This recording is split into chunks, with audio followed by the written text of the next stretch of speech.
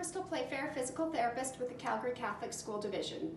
In this video, I'd like to show you some stretches that you can do with your child at home. These stretches target the calf and the hamstring muscles, which are the muscles in the back of the lower leg and the back of the thigh. These are particularly helpful if your child runs or walks on their toes. The first stretch we're going to do is a wall stretch. You're going to have your child place their hands on the wall at about shoulder height. They're going to be about a foot away from the wall, and they're going to put one leg behind them. They're going to make sure that their feet are pointed forward and that the heel of the back foot is on the ground. Then they're going to lean forward by bending this knee, trying to keep this heel on the ground so that they feel a stretch in the calf muscle. They're going to hold this stretch 20 to 30 seconds and repeat it on both legs, 3 to 4 times a day if possible. The next variation, they're going to bend this leg. Same thing, keeping the heel on the ground and leaning forward until they feel a stretch in the back of the calf muscle. They're going to hold 20 to 30 seconds and repeat 3 to 4 times per day if possible, repeating on both sides. The next stretch they're going to do is downward dog. So we're going to have your child put their hands on the ground and their feet on the ground.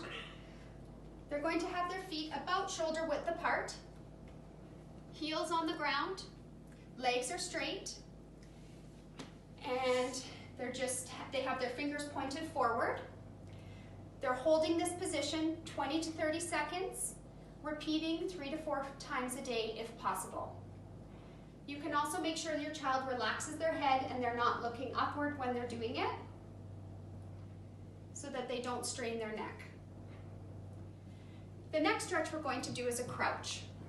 So you're going to have your child come down, trying to keep their heels on the ground while lowering their bottom as low to the ground as possible.